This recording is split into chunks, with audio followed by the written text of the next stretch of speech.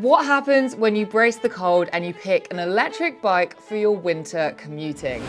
All over the world, commuters are making their journey day in, day out. How we move has changed drastically over the past 10 years thanks to advances in technology, and it's not slowing down. So whether you're an e-bike owner who only cycles during the warmer months or an aspiring e-bike commuter, join me to see what it takes to cycle in the cold. In this video, I'm going to be taking you guys on my winter commutes. I'm going to be showing you what it's like, what you can expect, and essentially what you're going to need. First up, where am I in the world? Well, I'm based in the great old land of London town, where the average temperature during winter time can be around 9 degrees Celsius during the day and can drop to about 4 degrees Celsius during the night, give or take a few cold snaps that can hit the minuses.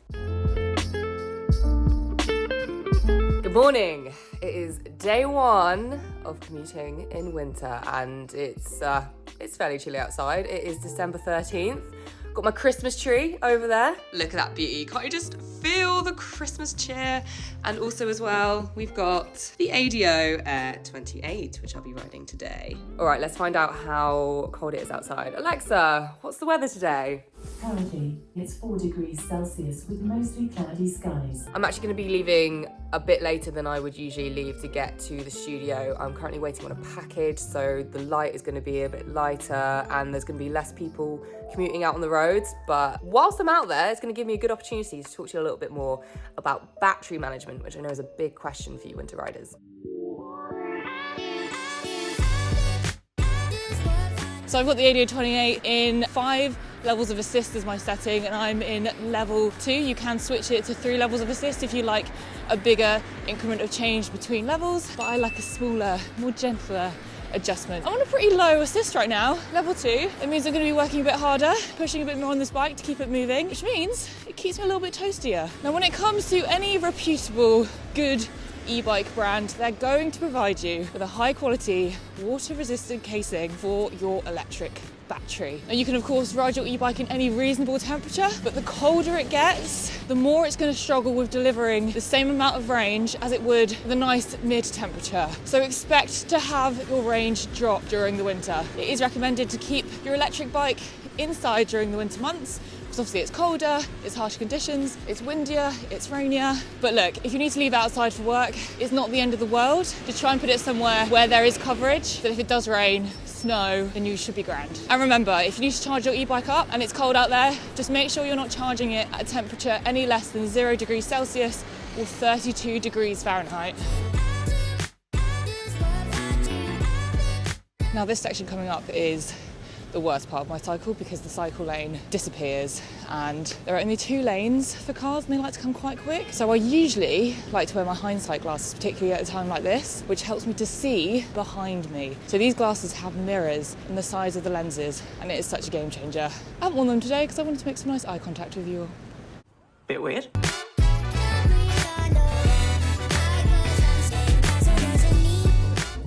Hi.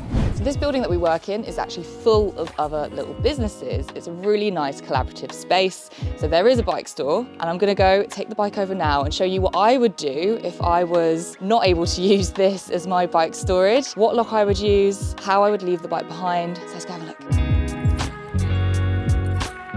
Say hello to the Squire Chain Lock 10. This is available at electroheads.com. It's ultra tough, diamond approved. It's comfortable to wear around your waist and kind to your bike frame. For the ADO 28, I like to put my chain through this nifty integrated handle. Now I do recommend using a secondary lock through the frame and the wheel that doesn't have the motor, as this is more easily removed. But seeing as this bike store has 24-hour CCTV security, I'm less concerned. The more public and less monitored, the more secure you want to go. All right, it's another day of commuting in winter, and this time I'm going to be taking you on a commute home, which means, of course, it's going to be pretty dark outside. So what does that mean? So it means that we need some decent lights. Now, obviously, with a lot of e-bikes, lights do come integrated, so you don't really need to worry about that. However, I do like to be extra safe and be extra visible by adding some extra lights on. So I do actually use these ones right here. So this is from Knog, and they make super bright bike lights. We have them available on our store at electroheads.com, so if you want to check that out, then you can. So I'm going to be using these bad boys. Anytime cycling in winter, you just need to be as visible as possible. So these aren't just great for nighttime, but it's also great for daytime as well. Now I like to take it a step further for extra visibility, and I like to use a Lumos helmet. So I wear this every single day.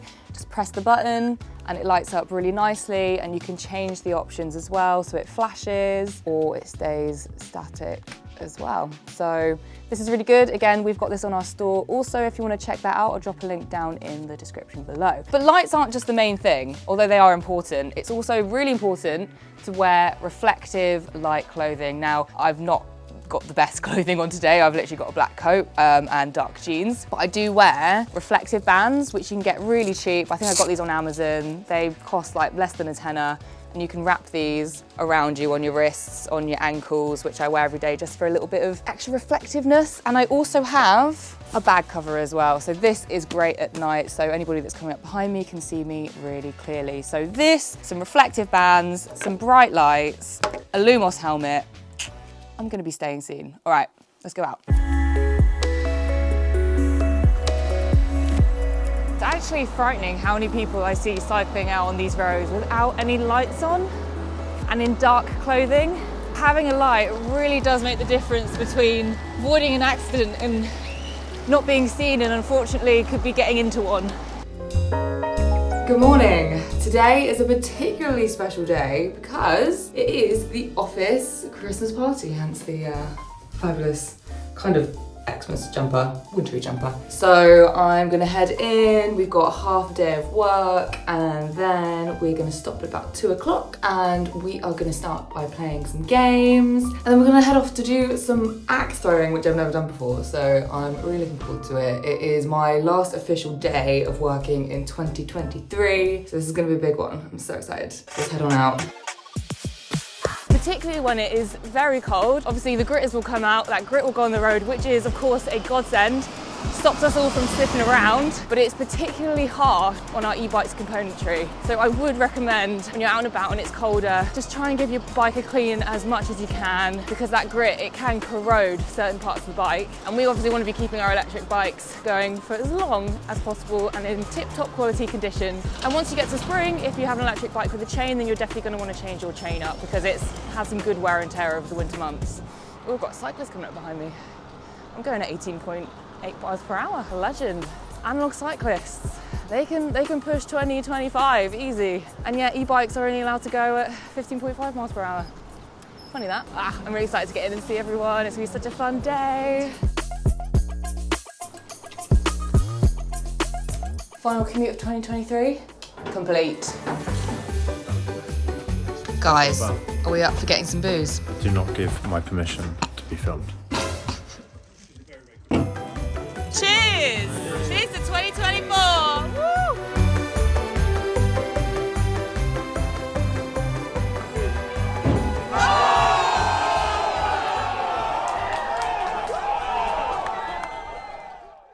Hello everyone, it's a brand new year. We are in 2024. It is January 2nd today, and I'm going back to work, and I'm really excited to see everybody, but what I'm not excited about is the weather. Storm HENK is coming through, and there are winds of about 25, 26 miles per hour, going up to 50 miles per hour today, maybe even more. We have an amber warning for the wind. So over the past couple of weeks, actually, over Christmas and New Year, we've had a fair few storms coming through, and that is because the climate is warming, and we won't be talking any more about that, but things are changing and the weather is getting more unpredictable. So when it is windy on days like today, I choose not to cycle. Now, a lot of you are great for just getting on your bike and getting out there and cycling anyway, but I have had a few experiences, a few too many experiences, where wind tunnels, unexpected, will push me into the road, which creates a big problem, especially if there's a much bigger vehicle next to me or coming up behind me at a faster pace. So just because of past experiences and just the unpredictability of wind, you can't see it, and when you feel it, it can be quite strong, particularly on days like today. I am instead going to be taking the good old-fashioned tube. But I want to hear from you guys. What do you do when it's windy, particularly when it's stormy? How do you cope? Do you get on your bike? Do you not? Well, what about when there's snow on the roads? Well, from experience, off-road tyres can handle snow fairly well, but it won't help against ice. Ice can be a serious issue for e-bikes. While cars simply spin, e-bikes don't have the advantage of four-wheel stability. Losing traction on ice usually means going down hard. Now, you can get tyres studded, but generally, if there's a possibility of ice, I wouldn't go out. But that's because it rarely snows where I am. For snow, fat tyres with a lower tyre pressure work best. On days where I decide to take the tube, I like to get off a few stops early. Not only does this save me money by travelling through less zones, but it means I get to have a decent 30-minute walk in the morning. I can't actually function without some form of exercise, and unless I've got a suitcase with me, I'm always choosing the stairs over a lift. The step count matters, people. Once I was in, I kicked off the new year filming a video on the latest electric scooter legislation in the UK. So if you want to get clued up, then click the link above. Now, if you are somebody who likes to ride less or even not at all during the winter months, then it is recommended to store your electric bike indoors for the longer months of winter. It's recommended to not keep your battery at full charge, so don't have it at 100% if you're keeping it stored. It's better to leave it between 40 and 80% because this helps with battery longevity and battery health. Batteries do discharge over time, so if you are leaving your electric bike for a good few months, I would just go and check on it every now and then, check on that percentage and give it a little top up if it needs to. When it comes to waterproofs when you're cycling, you want to make sure you're wearing something visible, and you can see I've gone for bright and yellow because, to be honest, yeah, it doesn't look that cool, but when it's raining this hard, wherever you're getting to, you're not going to be looking cool. You're going to be a bit of a soggy mess at the end of it. Oh my God. I find particularly with my route as well that there is a lot of waterlogged cycle lane moments. So I would suggest if you have an electric bike, if you have a bike, make sure you have mud guards. It not only protects you from all the rain flying up onto your butt and your back, but it also protects the people cycling behind you. The amount of times I've ended up being behind people who are riding their bikes without mud guards on, and I'm getting this London grimy water being flicked into my face. And I'll be at a fair distance, a fair braking distance. So I know mud guards don't make your bike look very cool either, but it's all about being sensible in this weather, guys. Look at this water. Oh my days. This is nuts. Oh my God, this rain is insane. And if you're cycling to work, always make sure you pack a change of clothes. Shoe-wise, I'm actually wearing some walking boots from Chameau. They actually sent them to me to try them out for cycling with, and they're great. They're so waterproof, but they're breathable, they're very comfortable, they keep grip on the pedals, so shout out to Chameau for these. They're wonderful. Okay, on a scale of 0 to 10, 10 being drowned rat, how bad am I? Comment down below. Whoa! Oh my God. Oh my God. I made it through such a wet commute. It is a new week and it is officially freezing. It is 0 degrees out there, but the Met Office is saying it feels like -3, but the temperature doesn't stop me because it is all about layers, which I'll talk to you guys a little bit more about shortly. But first, let's head on outside. Christ, it is cold. 5 minutes into my ride and I can already feel the tips of my fingers going a little bit numb. I'm about to try and shake the blood back into my extremities. I'm in that lower level of assist, but give it about 10 minutes and I'm going to be boiling. In fact, I've definitely overlayered today, despite it feeling like -3 degrees. Right guys, let's play a game of who's driving up behind me.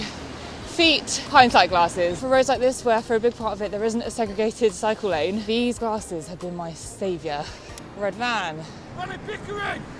White SUV. I'm in my mum's car. Big London bus. Blue car. MG. Black car. Smart car. Motorbike. Another SUV. Police. And a Tesla. Hindsight glasses. You the best.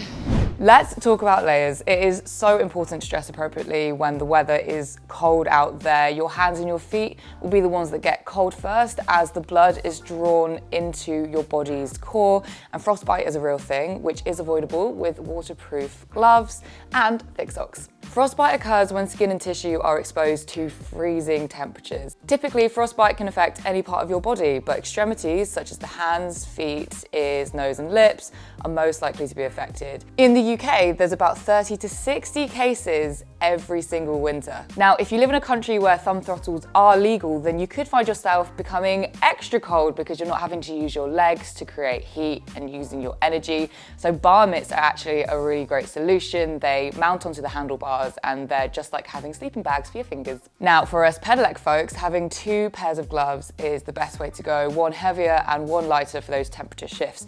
The lighter gloves are really great for dexterity should you need to at some point have to change your tire on the side of the road, and also for the less cold temperatures, and those heavier gloves are for when it really does get freezing out there. Ear mitts or a balaclava are also great choices to keep your ears and your neck warm. You can also get helmets with thicker linings that actually cover your ears, so this is something to consider for your winter riding. But when it comes to cycling in winter, it is all about the base layer. Now, I swear by my merino thermal vest. It helps to keep my core warm, which tells my body that it doesn't need to be taking all the blood out of my fingers and my toes. You'll also want to keep a couple of jackets depending on the weather. You'll want a nice thick jacket for warmth, but you'll also want that outer shell for the wind and the rain. During the winter months, we do get a huge decline in cyclists on our roads, but in all honesty, this time of year is actually one of my favourite times to cycle because I love that crispy fresh air on your face.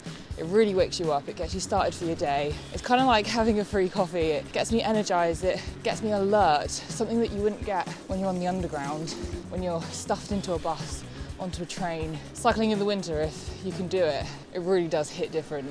I think that's a Richard. You are so covered. Yeah, it's freezing. I don't know how you're doing it. My ears get so cold. I'm actually filming my winter commute, Rich. Oh, so really? do you want to talk through to everybody what you're wearing right now? I'm actually not wearing my normal winter clothes. Usually I wear like thermals, but I've decided just to wear my normal work clothes with a coat. Usually I wear a high-vis cycling jacket, but I wanted something a bit warmer today. I feel like this is quite visible though. Very visible. 2 pairs of gloves, balaclava to cover my ears, and then a kind of snood thing just for a little bit of extra warmth. You're way more I hate the prepared. cold. I'm Yeah. very warm-blooded, so I put the assist down so that I get warmer, although it is actually on 5 right now. But for a lot of it, I've had the assist down on like 1 or 2. That's literally me too. Yeah. Yeah. Winter can be ropey enough with the unpredictable weather conditions. The lower lighting means poorer visibility, and generally everybody is just rushing home to put on their jammies and get their feet up. So let's just make sure we're all looking out for each other. But generally, cycling in the winter I find is so refreshing, and it can be so enjoyable. Those colder, crisper days can really wake you up and get your day started right, and it's a much better choice, I would say, than jumping on the tube where it's very hot and clammy